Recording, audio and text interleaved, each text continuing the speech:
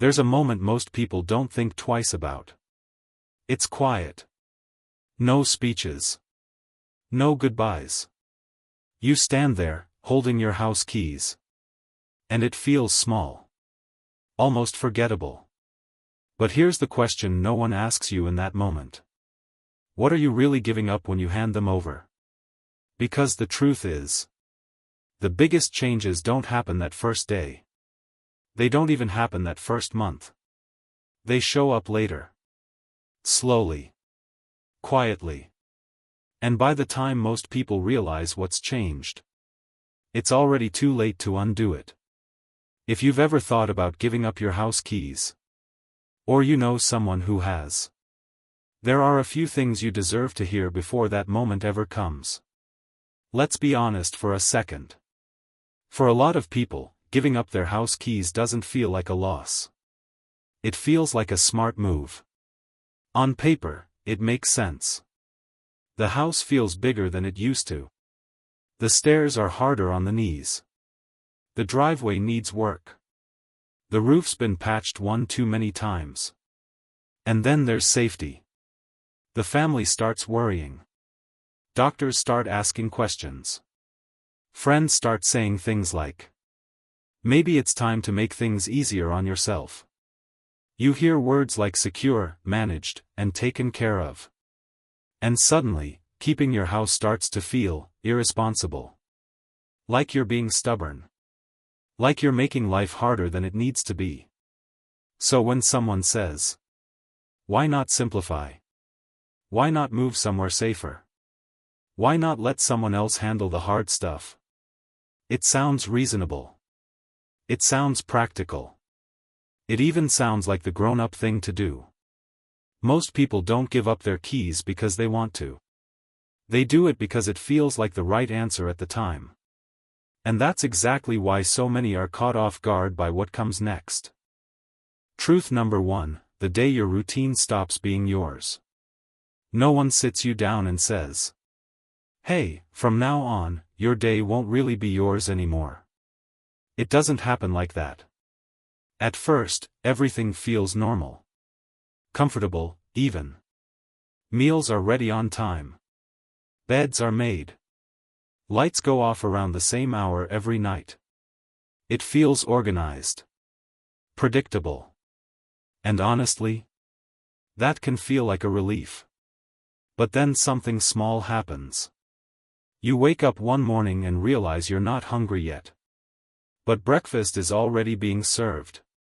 You feel wide awake at night. But the hallway lights are dimming, and doors are closing. You want to step outside, get some air, clear your head. And suddenly it's not just your decision anymore. Nothing is taken from you all at once. That's the part people don't talk about. Your day doesn't change overnight. It slowly gets rearranged. Time starts running on someone else's clock. Meals show up whether you're ready or not. Sleep happens when the building decides it's bedtime. Even movement becomes scheduled. Walks. Activities. Appointments. And at first, you tell yourself, this isn't a big deal. But here's the quiet truth. When you stop choosing the little things, you stop feeling like the day belongs to you. It's not about rules. It's about rhythm. And once your rhythm changes, everything else starts to shift with it. And that's just the beginning. Because what comes next hits even harder. If you've ever thought, it's just a place to live, nothing really changes. Keep watching. Because where you live doesn't just shape your days. It quietly shapes who makes your decisions. And most people don't realize that until they're already on the inside. Truth number 2, when safety quietly replaces freedom. Safety is usually the word that seals the deal. Everyone means well when they say it. Family. Doctors. Staff. We just want you safe. And who could argue with that? At first, safety feels comforting. Handrails. Rules. People nearby if something goes wrong. It sounds like protection. But over time, safety starts to come with conditions. Walking alone becomes not recommended.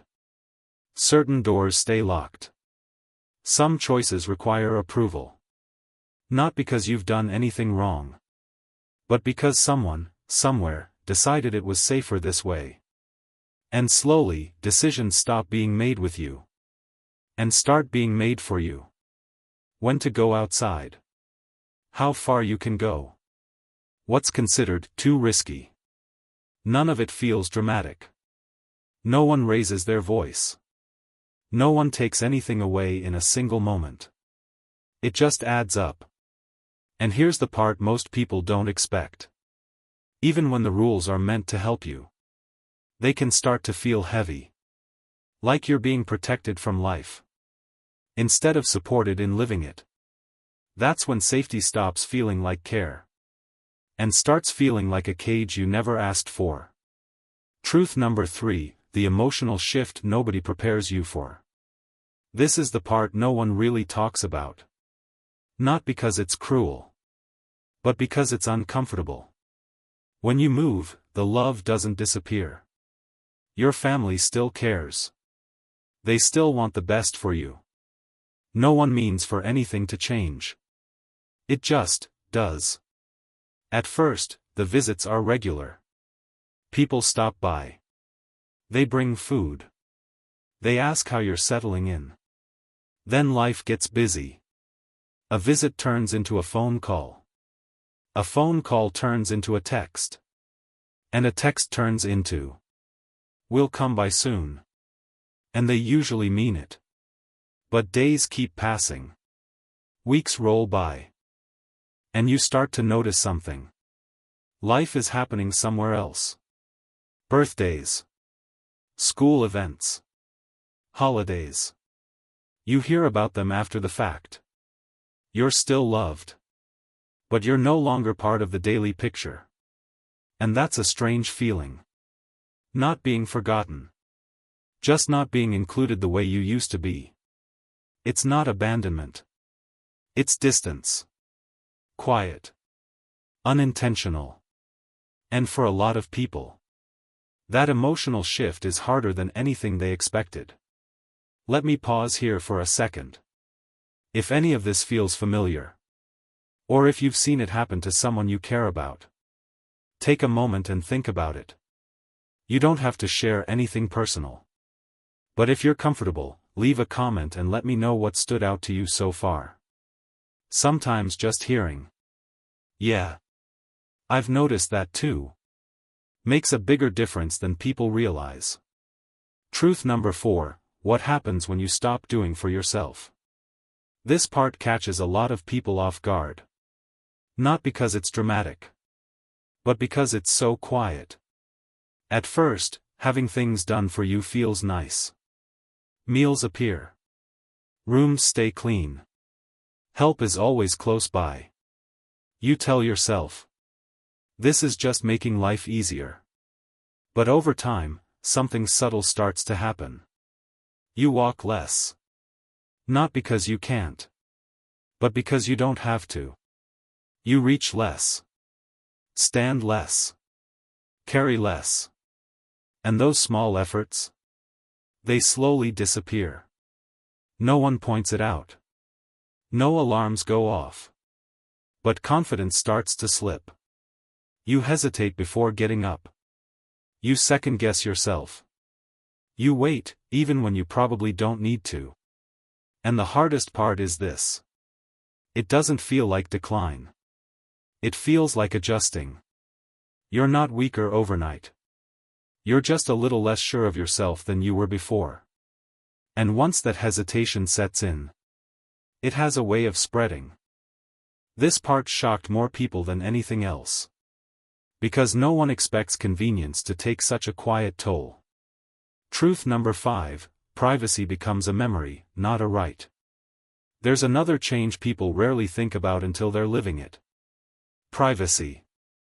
At home, privacy is automatic. You close a door. You sit in silence. You have space that's yours, without explanation. In shared living, that changes.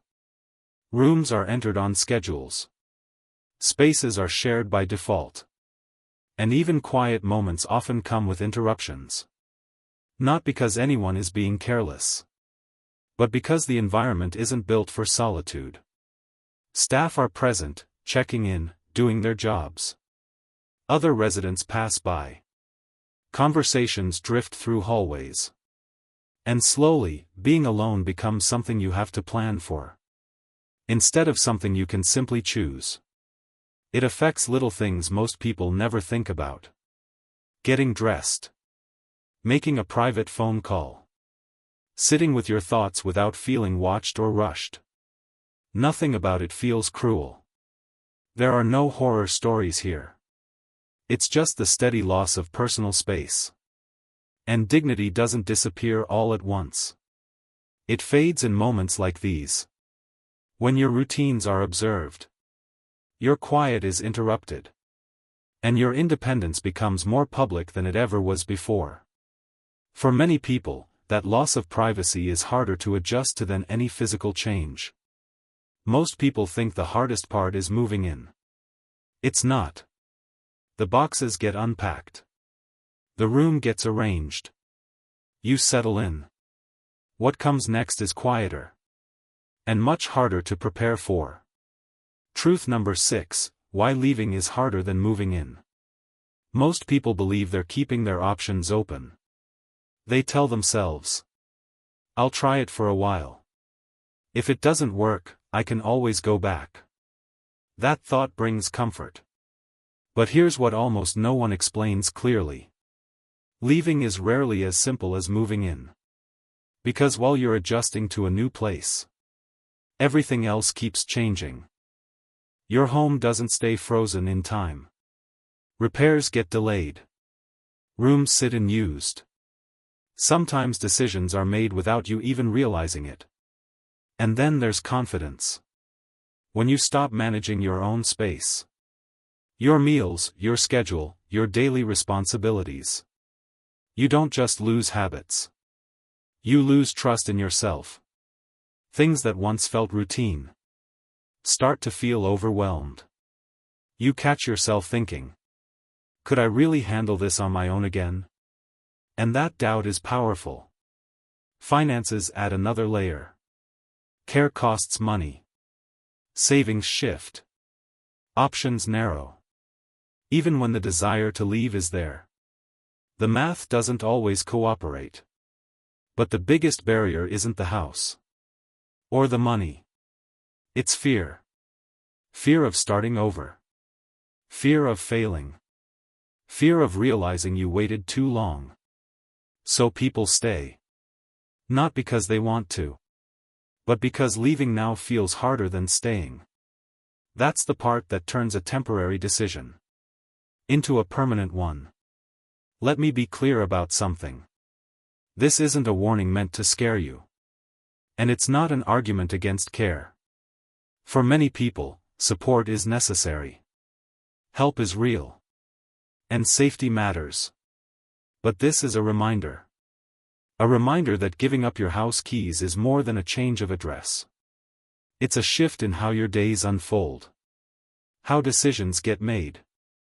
How connected do you feel to the life you built?